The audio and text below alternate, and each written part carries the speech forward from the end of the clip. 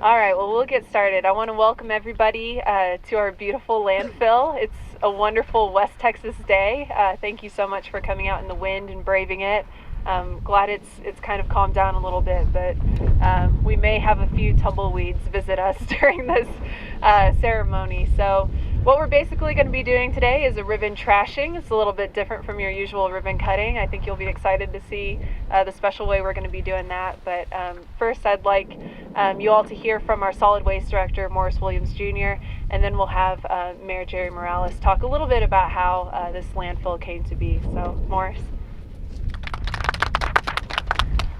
Thanks everybody for coming out.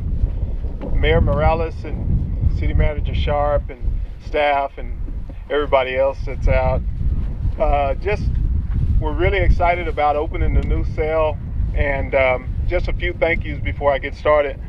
Members of the City Council for the attention and the vision that they paid to our landfill to get us to this point. The city management team, I think everybody in that office has done a great job in partnering with us to make this happen.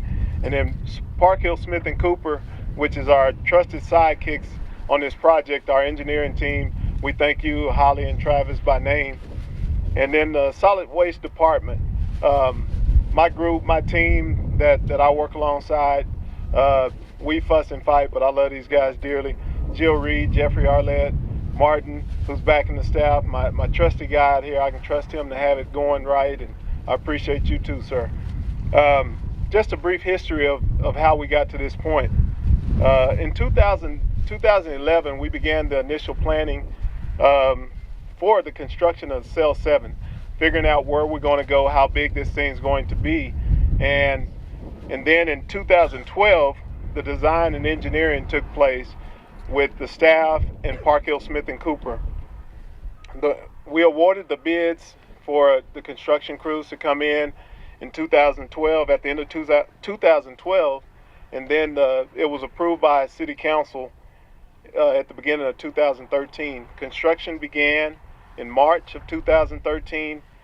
We were substantially complete at the end of 2013, and then we received our letter from TCEQ just last month that we can go ahead and accept trash. So we did this in a pretty quick 26 acres of space, a bunch of dirt being moved, and it's a whirlwind process, and I'm proud to say that we are at this point. The importance of this, the construction of Cell 7 is part of the natural progression of this landfill, and as many other landfills expand. This is our largest cell that we've ever built, and it doubles in size compared to the last one that we had. This cell is expected to last for several years, and we'll do what we can to make sure we can stretch it even further. Whether that be recycling, making sure that we get our compaction rates up as far as making sure that trash is pressed down in there. We're going to do it whatever we can to ensure that we get the life out of this cell.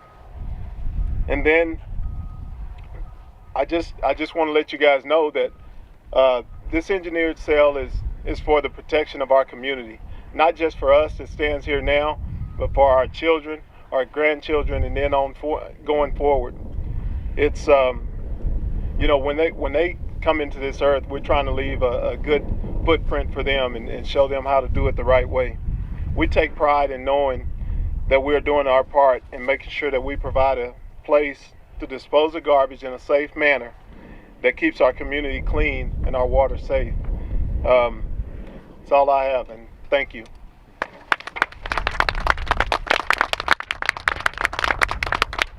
I'll bring Mayor Jerry Morales to the podium. Well, Morris couldn't have said it any better. I think this is exactly right. We not only, when we do things in Midland, we do it for the right reasons. We don't do it just for today, but we do it for 20, 30, 50, 100 years from today to make sure that everything is ready and in place and that we're very, very much protecting our environment. And Morris, hats off to you and your staff, Jeffrey, Jill, Park Hill Smith and Cooper for keeping up with this landfill. It is beautiful. Somebody said it a while ago, it is a beautiful site. We're very blessed and fortunate that we own this property, we manage the property, we control those rates, we do the best job that we can as a council to keep those rates affordable for our taxpayers. And so I'm excited to be here today to be able to take a part of this beautiful piece of property and look at it.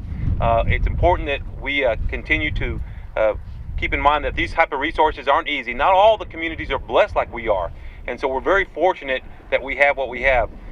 In addition to that, these type of things happen because we have good partnerships. Keep Millen Beautiful's here today, Doreen, and we want to thank you for all you do.